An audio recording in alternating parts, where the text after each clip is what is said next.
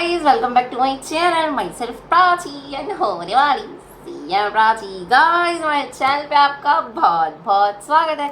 और गाइस आज की वीडियो में हम लोग डिस्कस करने वाले हैं अपना बहुत बहुत बहुत ज़्यादा इम्पॉर्टेंट चैप्टर जिसका नाम है profits and gains from business and profession. Guys इसके क्वेश्चन आंसर हम इंटरमीडिएट की बुक से सॉल्व करेंगे बिकॉज फाइनल की मैथ में क्वेश्चन अवेलेबल नहीं है।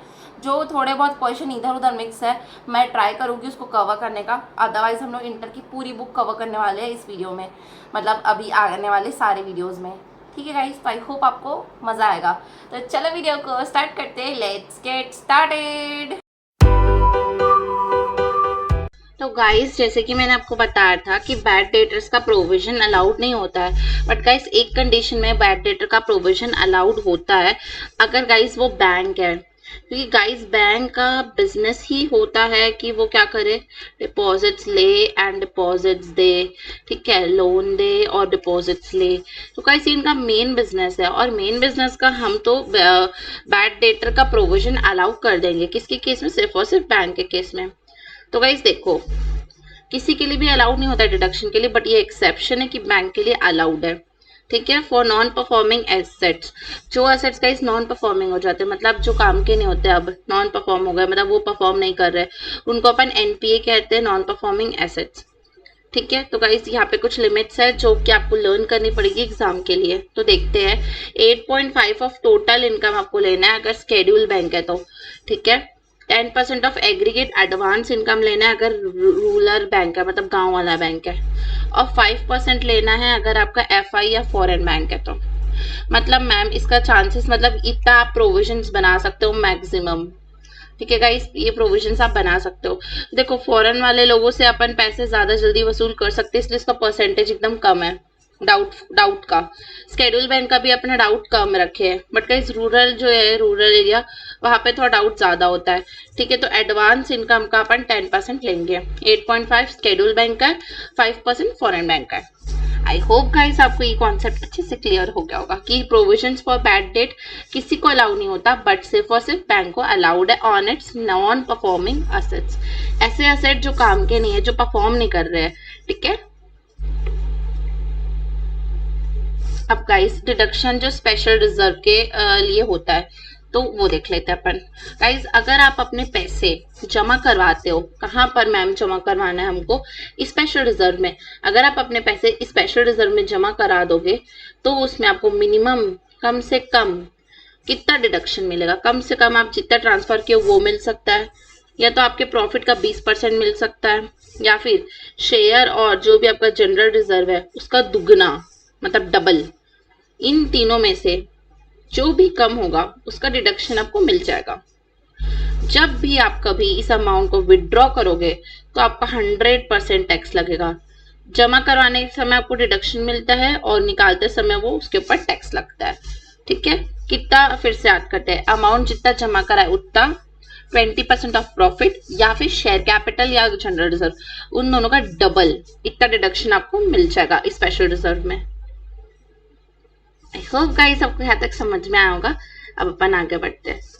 तो गाइस अगर आपका कोई बिजनेस है जिसमें आप खर्चा कर रहे हो अपने फैमिली प्रमोशन में, मतलब आप चाहते हो कि कम से कम जनसंख्या हो, उस वजह से आप फैमिली प्रमोशन के लिए खर्चा कर रहे हो, तो कंपनीज को बस अलाउड है ना गाइस ये वाली। आप इंडिविजुअल लो बन के अगर आप खर्चा करोगे तो अलाउड नहीं है। Only deduction is available for companies. ठीक है, तो अगर रेवेन्यू खर्चा करते हो तो आपको 100% डिडक्शन मिलता है। कैपिटल खर्चा करते हो तो 5 इंस्टॉलमेंट में आपको मिलेगा। कोई भी आप फैमिली प्लानिंग में अगर कोई कंपनी कैपिटल खर्चा करी, बड़ा खर्चा, तो उस केस में वो 5 इंस्टॉलमेंट में अमोर्टाइज कर देती है और रेवेन्यू में 100% उसको मिल जाता है।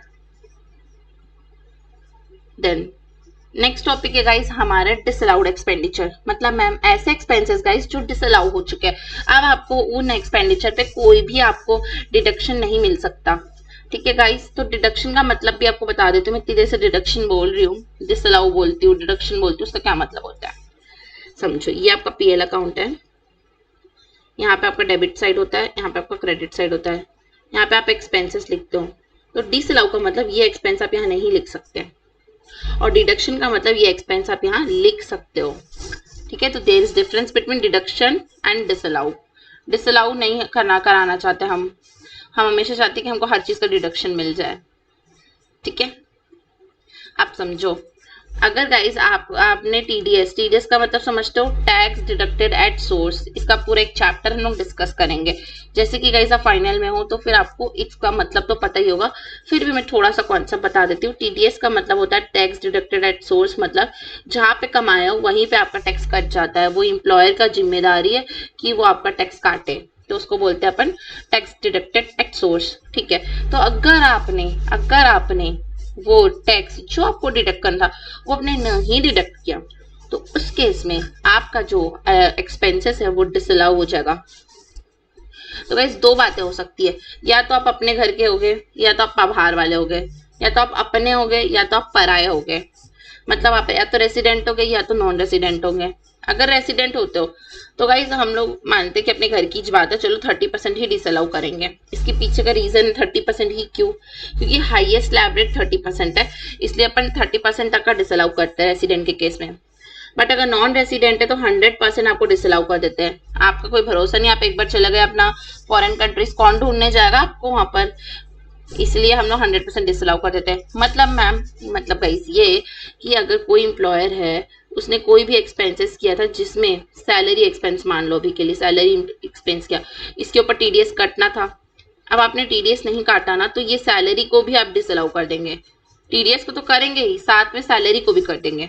मतलब जो सैलरी आपने एक्सपेंस की तरह माना था वो एक्सपेंस दिखेगा ही नहीं आपके पीएल अकाउंट में, आप उसको डिसअलाउ कर देंगे क्योंकि आपने टीडीएस नहीं काटा, इस वजह से, ठीक है। ये आपकी सजा है।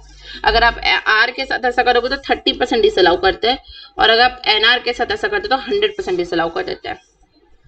एग्जाम्पल लो, 1000 का अगर समझो सैलरी है तो यहाँ पे 300 डिसअलाउ होगा, यहाँ पे 1000 डिसअलाउ हो जाएगा पूरा, ठीक है। इसका एक एक्सेप्शन है। एक्सेप्शन ये है कि जो जिस इंसान का हमने टीडीएस नहीं काटा, वो इंसान काफी मानव पुरुष था, वो बहुत अच्छा था। उसने क्या किया, वो खुद होके अपना टैक्स पे कर दिया, अपनी रिटर्न ऑफ इनकम फाइल कर दी। तो जब वो इतना अच्छा था, वो खुद कर दिया, तो हम भी माफ कर देंगे। वी एज अ गवर्नमेंट हम बोलेंगे चलो आपके कस्टमर ने रिटर्न फाइलिंग कर दी, तो हम आपका जो एक्सपेंसेस डिसअलाउ था उसको हम लोग अलाउ कर देंगे। मतलब जो डिसअलाउंस थी वो हट जाएगी, अब वो अलाउ हो जाएगा। अगर आपका जो कस्टमर है वो रिटर्न फाइलिंग कर देता है, टैक्स पे कर देता है, तो हम डिसअलाउंस हटा देते हैं, ठीक है। उसके बाद डिडक्शन उसी साल में मिलती है जिस साल में वो टैक्स डिपॉजिट होता है बैंक के साथ। डिपॉजिट करना जरूरी है, आप काट के रखे रहोगे उससे कोई मतलब नहीं है। जब आप डिपॉजिट करते हो तभी उसका डिडक्शन क्लेम कर सकते हो। आई होप गाइस आपको पूरा अच्छे से समझ में आ गया होगा। सेक्शन 40 बहुत इंपॉर्टेंट है, ठीक है गाइस। अभी तक हमने बहुत सारे स्पेसिफिक एक एक डिडक्शन पिक कर करके पढ़े हैं। अब गाइस हम लोग जनरली पढ़ रहे हैं, मतलब जनरली ये सारे डिडक्शंस मिलते हैं, ठीक है गाइस। तो देख लेते हैं जनरली क्या क्या डिडक्शन मिलते हैं गाइस। देखो इतना बड़ा फ्लो चार्ट हम आराम से पढ़ेंगे। जनरल डिडक्शंस, ये डिसअलाउ हो जाएगा आपकी पीजीबीपी की इनकम में से, ठीक है। आपके पीएल अकाउंट में अभी ये शो नहीं होगा, ठीक है। क्या इक्वलाइजेशन लेवी गाइस, अगर आप कोई भी इक्वलाइजेशन लेवी पे करते हो, वो इक्वल करने के लिए वो लेवी बनाई गई है, मतलब हर चीज को इक्वल में आए उस वजह से है वो। तो वो पे कर रहे हो आप, तो उस वजह से आपको कोई भी उसका डिडक्शन नहीं मिलने वाला। आप इनकम टैक्स या वेल्थ टैक्स पे करते हो तो उसका डिडक्शन आपको नहीं मिलने वाला। मैम क्यों नहीं मिलेगा, क्योंकि गाइस इनकम टैक्स आप पे कर रहे हो, पैसे आप कमा रहे हो। हमने नहीं बोला था कमाने, बिजनेस ने नहीं बोला था कमाने। आप एज अ बिजनेसमैन पैसे कमा रहे हो, तो आपकी पर्सनल इनकम जो होगी उसके ऊपर आपको टैक्स पे करना पड़ेगा, इनकम टैक्स, और वो आपका पर्सनल एक्सपेंसेस है, बिजनेस एक्सपेंसेस नहीं है। इसीलिए वेल्थ एक्सपेंसेस और इनकम टैक्स दोनों ही यहाँ से डिसअलाउ हो जाएगा पीजीबीपी के सेक्शन से।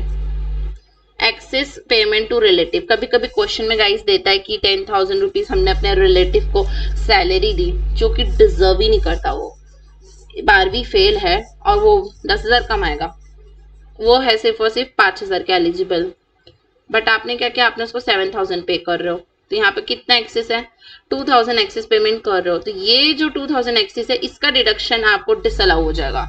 ये जो 2,000 है वो डिसअलाउ होगा सिर्फ और सिर्फ एक्सेस वाला, हमेशा याद रखना एक्सेस वाला डिसअलाउ होता है।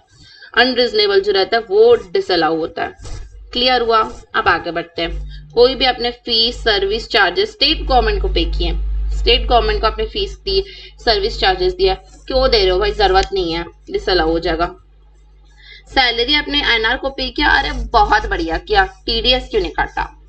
टीडीएस काटना जरूरी है। सैलरी पे करोगे अच्छी बात है, टीडीएस कटना जरूरी है। अगर टीडीएस नहीं कटता है तो वो सैलरी डिसअलाउ हो जाती है।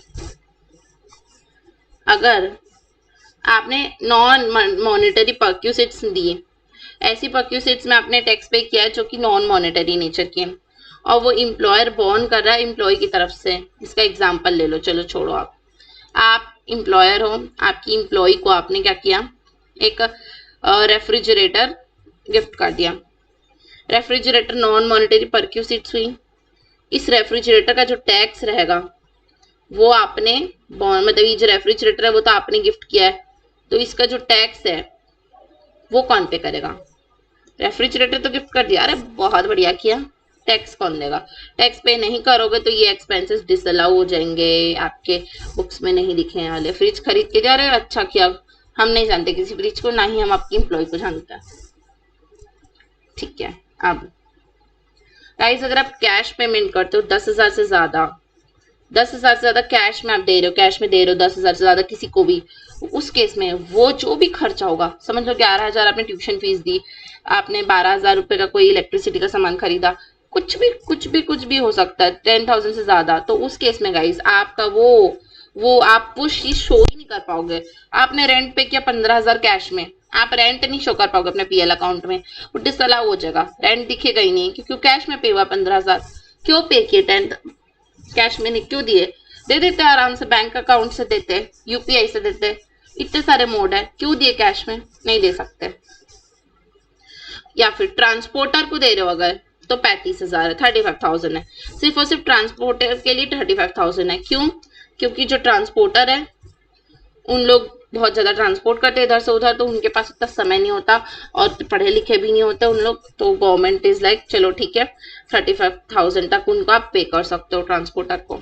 ठीक है। इस प्रोविजन, सिर्फ और सिर्फ इस प्रोविजन का एक्सेप्शन है। कैश पेमेंट आप 10,000 से ज्यादा 15,000 भी कर सकते हो, 50,000 भी कर सकते हो, 1,00,000 रुपए भी कर सकते हो, बट कब? जब आप एक्सेप्शन में फॉल करोगे। कुछ एक्सेप्शन पढ़ने वाले हम लोग, जहां पर ये रहा एक्सेप्शन, ये एक्सेप्शन है, इस एक्सेप्शन में आप 10,000 से ज्यादा पे कर सकते हो, कोई नहीं रोकेगा आपको। ठीक है। अब डिटेल में पढ़ते कब पे कर सकते हैं। जब आप आरबीआई को, एसबीआई को, कोऑपरेटिव सोसाइटी को, सोसाइटी एलआईसी प्रीमियम भर रहे हो, ये सारी चीज करते हो, तो आप कैश में कर सकते हो क्योंकि ये लोग गवर्नमेंट के बंदे हैं, हमको इनके ऊपर ट्रस्ट है। आप इनको दे दो पैसा, हम नहीं मना करेंगे आपको। ठीक है, इसलिए इनको अलाउड है। कोई लीगल टेंडर को दे रहे हो, लीगल टेंडर है तो लीगली, नाम में ही लीगल है, इनके ऊपर हम ट्रस्ट कर सकते हैं, आप दे सकते हो इनको। आपने कोई बुक एडजस्टमेंट कर दी, बैंक एडजस्टमेंट कर दी, तो सिर्फ एडजस्टमेंट हो रहा है, चलता है, कर सकते हो। बिल्स ऑफ एक्सचेंज दिया बैंक को। बिल्स ऑफ एक्सचेंज गाइस एक डॉक्यूमेंट्री वो होता है इंस्ट्रूमेंट जिससे अपन पे करते हैं, तो बिल्स ऑफ एक्सचेंज तो कैश नहीं है ना, तो आप दे सकते हो। आप बैंक को तो दे ही सकते हो ना, बैंक को दे रहे हो, यहाँ पर कैश दे रहे हो, किसको दे रहे हो? बैंक को। आखिर बैंक में तो जाके वो बैंक अकाउंट में नंबर की तरह ही दिखेगा, असली में तो कुछ रहेगा नहीं कैश, तो बैंक को दे सकते हो, ये भी बैंक को दे सकते हो बिल्स ऑफ एक्सचेंज, और कैश भी दे सकते हो बैंक को, जितना मन चाहे उतना दे दो। फार्मर, गाइस फार्मर को क्यों लिया गया? क्योंकि गाइस फार्मर मतलब पहले के जमाने का प्रोविजन नहीं है, जब हर जगह बैंक हुआ नहीं करती थी, आजकल तो फिर भी बहुत अच्छी फैसिलिटीज आ गई है, पहले बैंक्स नहीं होती थी हर जगह, लोग लिटरेट नहीं थे, तो लोगों को अनपढ़ थे, दिमाग नहीं था इतना, मतलब था तो बट नॉलेज नहीं थी, लैक ऑफ ज्ञान था, तो इस वजह से फार्मर्स जो है उन लोगों को परेशानी ना हो करके उनके लिए रिलैक्स प्रोविजन बनाया गया था। ठीक है।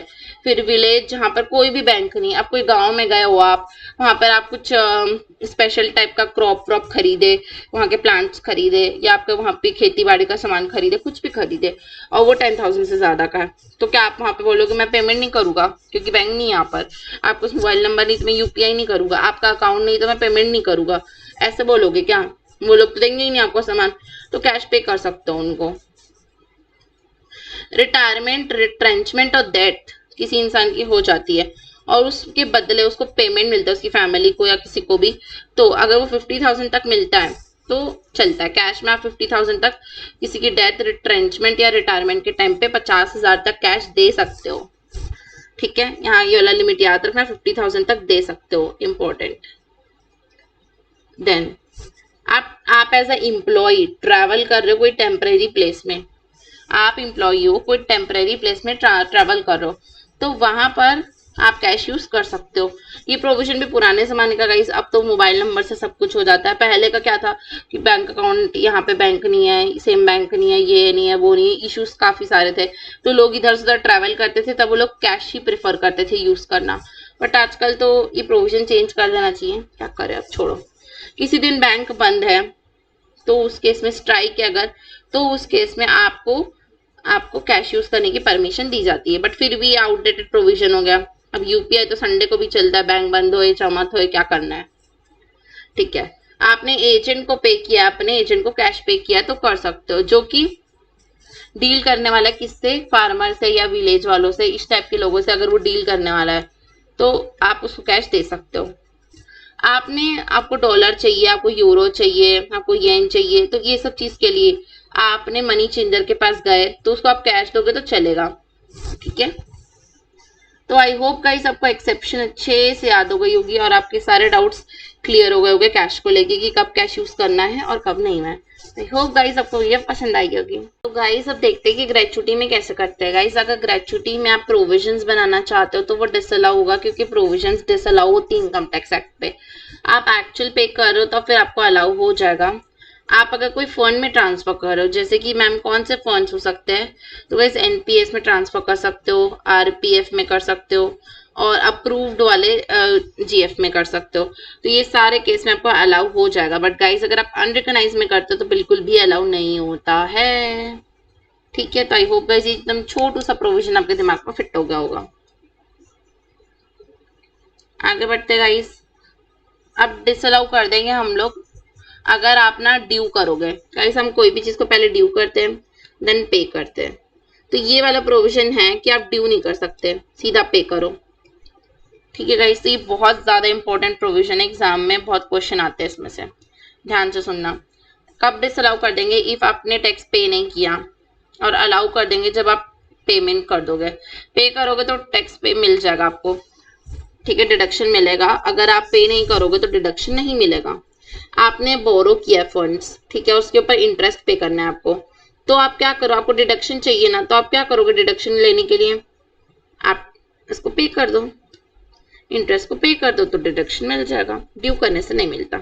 आप एनबीएफसी से ले चुके हो, ठीक है, कुछ लोन वगैरह, और डिपॉजिट टेकिंग ऐप की एनबीएफसी है, ठीक है, और उसका इंटरेस्ट बन रहा था, आपने इंटरेस्ट पे करोगे अगर आप, तो फिर आपको मिल जाएगा उसका डिडक्शन। आपके जो इम्प्लॉयज है लोग लीव इनकैशमेंट कर रहे हैं, ठीक है, तो आप उनको दे दोगे पैसे, तो फिर मतलब आप पे कर दोगे उनका लीव इनकैशमेंट जो भी था वो पे कर दिया आप, तो उस केस में आपको डिडक्शन मिल जाएगा। आपने कंट्रीब्यूट किया पीएफ फंड ग्रेचुटी फंड में, पीएफ फंड ग्रेचुटी फंड में पेमेंट बेसिस में मिलता है डिडक्शन, नहीं पे करोगे नहीं मिलेगा, पे कर दिए ले लो। आपने रेलवे के एसेट्स यूज किए, रेलवे के एसेट्स में आपने सामान भेजा अपना, उसका एसेट्स यूज किया है, ठीक है, तो उस केस में गाइस आप पे करोगे अगर पैसे रेलवे को, तो उस केस में आपको डिडक्शन मिलेगा, नहीं पे करोगे नहीं मिलेगा डिडक्शन। जिस साल में पेमेंट करते हैं हमेशा डिडक्शन उसी साल में मिलता है, ठीक है।